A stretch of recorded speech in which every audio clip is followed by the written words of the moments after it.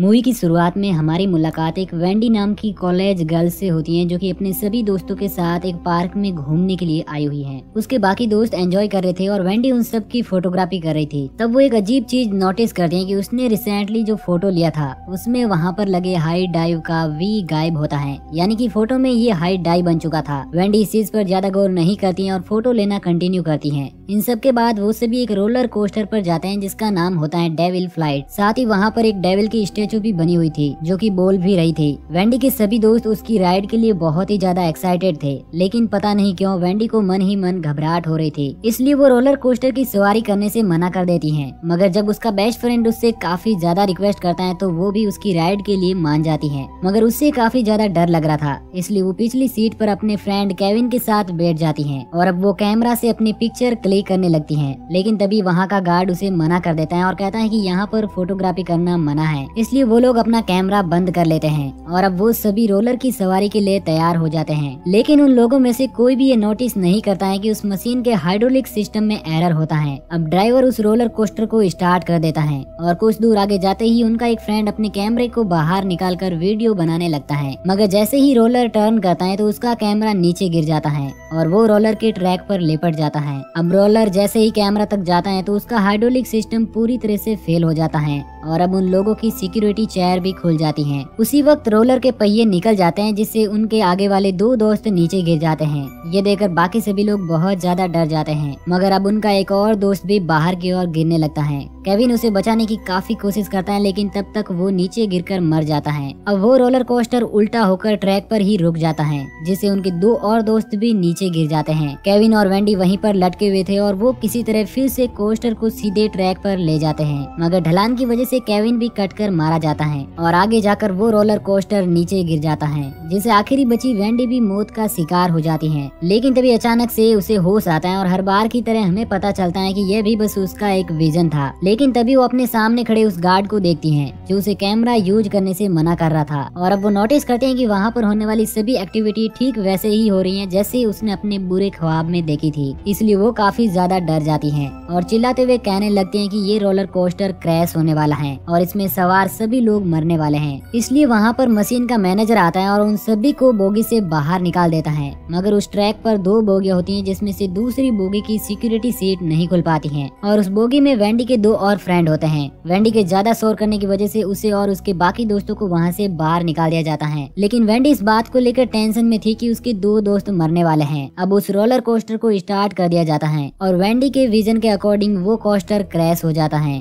और उसमें सवार उसके दोनों दोस्त मारे जाते हैं। इस घटना से वेंडी काफी डिप्रेस्ड हो जाती है क्योंकि वो चाहकर भी अपने दोस्तों की मौत को नहीं रोक पाई। इसलिए वो उस टाउन को छोड़कर वहाँ से जाने का डिसाइड करती है और अपने आखिरी दिन को वो स्कूल जाती है और केविन से मिलकर वहाँ से जाने लगती है। लेकिन केविन उसे समझाने की कोशिश करता है कि तुम अपने नाइटमेयर को इग्नोर नहीं कर सकती, क्योंकि ऐसा पहले भी कई बार हो चुका है कि लोगों को ऐसे ही फ्यूचर विजन आए हो और ऐसा एक्चुअली में सच भी होता है। जिसके बाद वो सभी एक एक करके मारे गए थे। यहाँ पर केविन उसे प्लेन क्रैश और उस एक्सीडेंट के बारे में भी बताता है जिसको हमने मूवी के पार्ट 1 में देखा था। लेकिन वेंडी अभी तक उसकी बात पर यकीन नहीं करती है और वहाँ से अपने घर आ जाती है और निकलने की पूरी तैयारी करने के बाद वो उस दिन के फोटो को देखने लगती है जिसमें उसके मरे हुए दोस्त भी होते हैं, जिनमें वो नोटिस करती है कि जब उसने फोटो को क्लिक किया था तो उसके पीछे रोलर कोस्टर भी दिख रहा था और वो उसी से मारा गया था। इसका मतलब उसकी मौत कोस्टर से ही होनी थी। इसी सेंस को देखते हुए वो अपने बाकी दोस्तों के फोटोज को भी देखती है जिनमें उसकी दो फ्रेंड्स होती हैं। लेकिन उस फोटो में वेंडी को ऐसा कुछ भी दिखाई नहीं देता है जिससे कि उनकी मौत हो सके, इसलिए वो उन दोनों को कॉल करती है मगर उनमें से कोई भी उसकी कॉल को पिक नहीं करता है। दरअसल वो दोनों उस वक्त एक टैनिंग सैलून में होती हैं, जहाँ पर वो दोनों बेड पर जाने से पहले मशीन के स्टेबलाइजर पर एक कोल्ड ड्रिंक रख देती हैं, जिससे उसका स्टेबलाइजर खराब होने लगता है। मगर वो दोनों ईयरफोन लगाकर बेड में सो जाती हैं, जिससे उन्हें शॉर्ट सर्किट की आवाज सुनाई नहीं देती है और अब बेड का टेम्परेचर अपने आप बढ़ने लगता है। कुछ देर बाद उन्हें भी गर्मी लगने लगती है, लेकिन तभी एक लकड़ी आकर उन दोनों बेड के दरवाजों के बीच फंस जाती है, जिससे अब वो दोनों उस बेड के अंदर कैद हो जाती हैं। वो दोनों चिल्लाते हुए बाहर निकलने की काफी कोशिश करती हैं, लेकिन अब मशीन का टेम्परेचर लगातार बढ़ रहा था और अब उन दोनों के बेड में आग भी लग जाती है, जिससे वो दोनों ही जिंदा जलकर मर जाती हैं और उनकी मौत का हिंट भी उस फोटो में था। दरअसल उन दोनों के बीच एक पेड़ था जिस पर येलो लाइट रिफ्लेक्ट हो रही थी, जो कि आग को इंडिकेट कर रही थी और उसी अकॉर्डिंग उनकी मौत आग से हो जाती है। अब उन दोनों के फ्यूनरल में वेंडी और केविन मिलते हैं तो वेंडी उसे बताते हैं कि तुमने सही कहा था, हम सब की मौत हमें चेस कर रही है। अब वो उसे उन दोनों लड़कियों की फोटो दिखाती हैं और कहती हैं कि हम सबकी डेथ का हिंट इन फोटोज में छिपा हुआ है। केविन भी उसकी बात पर यकीन करता है और वो दोनों अपनी सिटिंग अरेंजमेंट के अकॉर्डिंग पता लगाते हैं कि अगली डेथ किसकी होने वाली है और अगला नंबर उनके फ्रेंड माइकल का होता है। अब वो दोनों उसे ढूंढने के लिए अपनी गाड़ी से जा रहे होते हैं। आगे जाकर वो एक फूड स्टोर पर अपने ऑर्डर के लिए रुकते हैं। तब वेंडी देखते हैं कि वहाँ पर लगे बोर्ड के नाम चेंज होने लगते हैं और गाड़ी का FM भी अपने आप चेंज होने लगता है और ये किसी की डेथ का संकेत होता है। उसी वक्त एक रिवर्स जा रहा ट्रक उनकी ओर आने लगता है। वेंडी उसे रोकने के लिए कहती है लेकिन वो उसकी गाड़ी को हिट कर देता है। उसी वक्त पीछे से एक बेकाबू ट्रक आ रहा था जो कि ड्राइवर लेस था।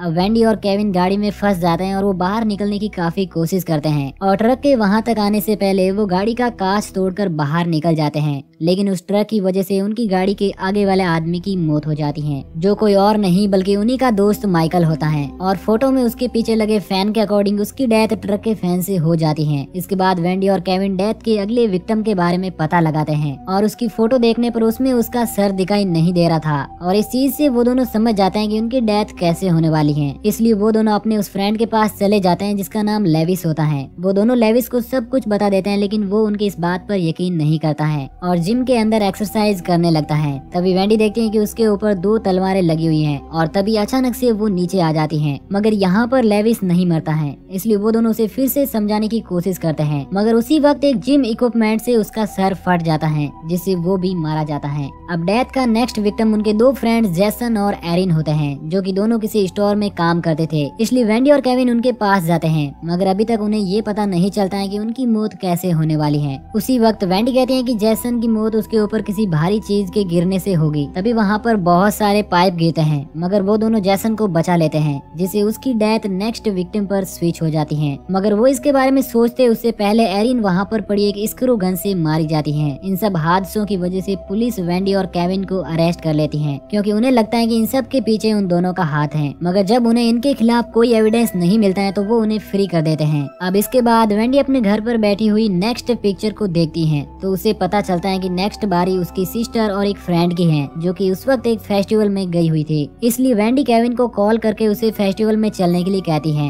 मगर तब केविन उसे कहता है कि तुम एक बार हम दोनों के फोटो भी चेक कर लो कि डेथ ने हमारे लिए कौन सा प्लान किया है। इसलिए वेंडी सबसे पहले खुद की पिक्चर चेक करती है मगर उसे उसमें कोई खास हिंट नहीं दिखाई दे रहा था। तभी वो नोटिस करती है कि उसकी टी शर्ट पर मैकिनले लिखा हुआ है जो कि उसके फ्रेंड का सरनेम है। इस चीज से वो समझ जाती है कि उसे एन मारने वाला है। इसके बाद वो केविन की पिक्चर देखती है जिसमें फायर वर्कर्स चलने की वजह से उसका फेस बहुत सफेद आया हुआ था। इस चीज से वो समझ जाते हैं कि केविन की डेथ फायर वर्कर्स की वजह से होने वाली है। इसलिए वेंडी अब जल्दी से गाड़ी लेकर फेस्टिवल की ओर निकल जाती है। लेकिन तभी उसका रेडियो ऑटोमेटिक ऑन हो जाता है और उसमें एक सॉन्ग बजने लगता है जिसका टाइटल होता है there is someone behind you. तब वेंडी देखती है कि उसके पीछे एक गाड़ी आ रही है और वो एन होता है। इसलिए वेंडी डरकर गाड़ी को बहुत तेज भगाती है। वहीं दूसरी ओर केविन फेस्टिवल में वेंडी की सिस्टर को ढूंढ लेता है लेकिन तब तक वो एक भीड़ में चली जाती है। उसी वक्त वेंडी भी फेस्टिवल में पहुंच जाती है मगर तभी कुछ लड़के एक हॉर्स के पीछे फायर वर्कर्स चला देते हैं जिससे वो हॉर्स वहाँ पर पागल होकर भागने लगता है और उसकी रस्सी वहाँ पर खड़ी वेंडी की सिस्टर के गले में फंस जाती है और वो उस हॉर्स के पीछे घसीटने लगती है। वो वहाँ पर पड़ी एक गाड़ी से टकराती उससे पहले केविन रस्सी को काट देता है और वो लोग एक बार फिर से डेथ को चीट कर देते हैं। इसका मतलब वो अब नेक्स्ट विक्टिम पर स्विच हो जाएगी। वो लोग ज्यादा कुछ सोचते उससे पहले वेंडी की सिस्टर की फ्रेंड की डेथ हो जाती है और इसके बाद अब बारी आ जाती है केविन की। मगर वेंडी किसी तरह उसे भी बचाने में कामयाब हो जाती है। इसका मतलब फाइनली अब डेथ वेंडी के ऊपर स्विच हो जाती है।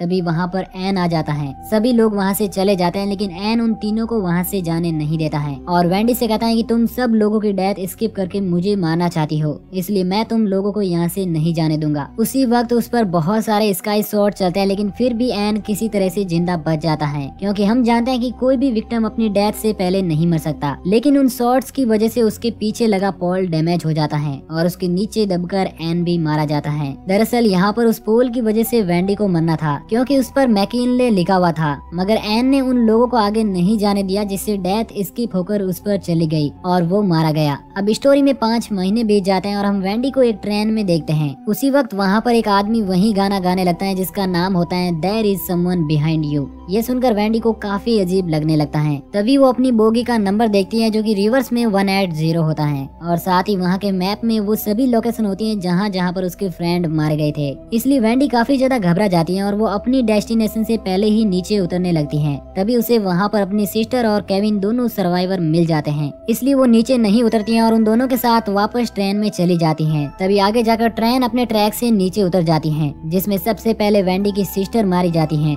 जिसके बाद केविन और अंत में वेंडी भी मर जाती है। मगर तभी उसे होश आता है और उसे पता चलता है कि वो तीनों तो अभी तक ट्रेन में ही हैं। यानी एक बार फिर से वेंडी को फ्यूचर विजन आया था, जिसके बाद वेंडी समझ जाते हैं कि इस बार डेथ ने उन तीनों को एक साथ मारने का प्लान किया है। वो तीनों ट्रेन को रोकने की काफी कोशिश करते हैं, लेकिन इसका कोई फायदा नहीं होता है और एंड में वो तीनों भी मारे जाते हैं और बिना किसी सर्वाइवर के साथ ये मूवी यहीं पर एंड हो जाती है।